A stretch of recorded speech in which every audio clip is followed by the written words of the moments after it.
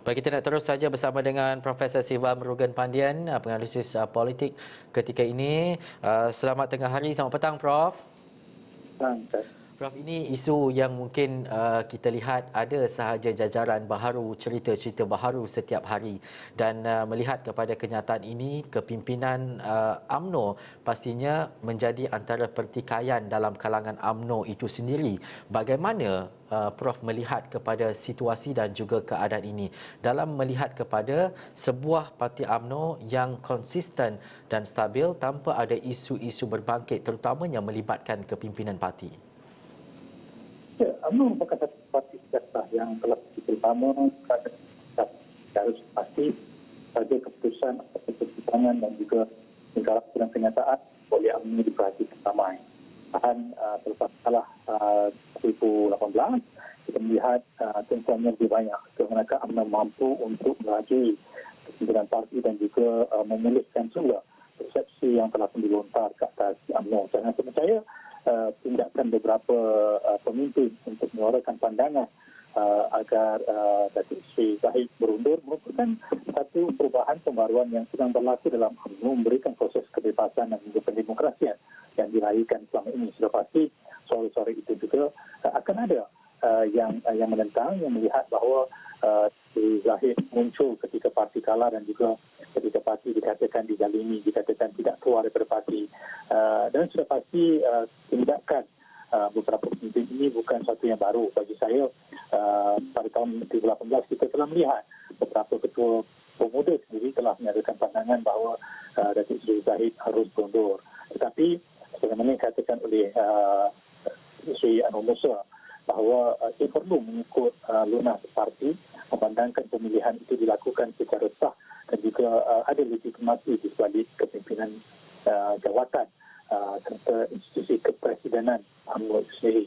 Dan bagi saya melihat bahawa dia akan menjadi lebih besar jika tidak ditangani dengan baik, memandangkan pada 29 Mei 2009 ada satu keputusan yang dibuat oleh MKT UMNO sendiri yang telah memutuskan sesiapa sahaja yang didapati berada dalam kedudukan pertuduhan di mahkamah perlulah digantung sehingga kes itu selesai. Barangkali inilah yang menyebabkan beberapa suara itu keluar ketika ini supaya parti dapat berada dalam landasan di mana ketika mahu berhadapan dengan PII ke-15, apakah sudah mahu dicanangkan satu kepimpinan baru, siapakah yang harus dijadikan sebagai nakoda yang menyerajui UMNO dalam proses survivalism parti itu sendiri.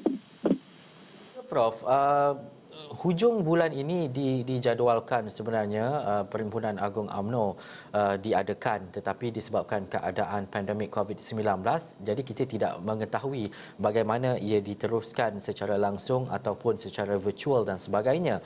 Bagaimana Prof melihat kepada keyakinan terhadap kepimpinan tertinggi dalam UMNO ini menjejaskan kepada hubungan-hubungan parti UMNO khususnya bersama dengan parti-parti lain, terutamanya PAS? Saya fikir perhimpunan UMNO jika diadakan dan tidak ditangguhkan, pasti akan menjadi satu medan untuk menyuarakan pandangan mereka jika dibenarkan. Kerana yang penting dalam UMNO adalah satu, kedudukan dan juga peranan dimainkan oleh ketua bahagian. Yang kedua, peranan yang dimainkan oleh ketua kehubungan negeri. Dan yang ketiga, Majlis Kerja Tertinggi UMNO. Ketiga-tiga ini merupakan kerangka yang banyak menyumbang kepada proses kedudukan UMNO. Dan saya percaya dalam konteks ini sudah pasti akan wujud pertembungan dari sudut pemikiran dan juga idea ke atas sama ada UMNO harus pilih sendiri ataupun melakukan ubah suara penjajaran kepada penggabungan ataupun kerjasama yang lebih baik dengan parti-parti lain. Kerana sudah wujud perpecahan, satu yang menyokong kepada kerjasama dengan Pakatan Nasional, satu lagi dengan Perikatan Nasional, yang ketiga yang mahu UMNO berdiri dengan sendirinya. Sudah pasti kesemua ini harus dibawa kepada akar umbi supaya keputusan di tingkat atas tidak mempanggil wujudnya kepentingan ke atas perkara tertentu, tetapi membolehkan parti melihat kepada suara benar di tingkat akar umbi. Barulah kita boleh menilai apakah wujud penjajahan pengajaran ke atas kerjasama ataupun pengukuhan dengan Perikatan Nasional serta punca kepada kerekahan hubungan dengan Parti Bersatu, kerana kita lihat ketika perwakilan negeri sidang pada Sabtu minggu 3 Januari yang diputuskan adalah menolak PCPM. Ketika itulah lahirnya pelbagai kedudukan sehingga membawa kepada mesyuarat MKT pada minggu berikutnya dan diputuskan bahawa perkara ini akan dibincangkan dalam perhimpunan UMNO akan datang. Dan saya percaya jika sekiranya perkara itu dilakukan walaupun darurat sudah diputuskan sehingga Ogos pilihan raya tidak ada, apakah bentuk acuan yang mahu diperkenalkan di UMNO supaya senada dengan apa yang sedang berlaku di peringkat kebangsaan tetapi sama sekali tidak mengenepikan kepentingan parti mereka sendiri. Dan kita percaya juga UMNO harus kembali kepada prinsip asas perjuangannya, iaitu bersatu, bersatu, berkhidmat. Apakah perjuangan itu boleh diperbesarkan dalam kedudukan ketika berlakunya dinamika perubahan politik persaudaraan. Prof, dalam politik juga adalah sesuatu perkara yang sukar untuk kita jangkakan. Kalau hari ini mungkin berita lain yang kita dengar, esok mungkin keputusan yang lain pula yang kita ketahui. Tetapi dalam tempoh kita darurat pandemik COVID-19, adakah Prof akan melihat kepada kerjasama dan juga kebarangkalian UMNO dan juga Bersatu itu dapat dijalin semula ataupun bagaimana untuk mengukuhkan lagi parti-parti yang ada terutamanya melibatkan UMNO, Bersatu, PAS dan parti-parti lain ini? Saya percaya ini tempoh masa untuk melakukan pemulihan. Kedua, mengenal pasti apakah punca kelemahan dari sudut kerjasama di antara UMNO dan Bersatu dan bagaimanakah perlu diterokai beberapa perkara baru supaya ketika pada pilihan raya umum 2019 tidak wujud pertelagahan keseluruhan dalaman sehingga sabotaj atau syak penting membesar sehingga menggagalkan prestasi yang mahu dilihat oleh parti-parti ini. Kalau penggabungan berdasarkan kepada Islam yang mahu dibawa, sudah pastilah strategi itu juga harus melihat kepada kerangka Semenanjung, Sabah dan Sarawak dan bagaimanakah perubahan konsentrasi politik parti yang mahu dikenalkan itu tidak sama sekali mengganggu kebencaman yang telah dibina.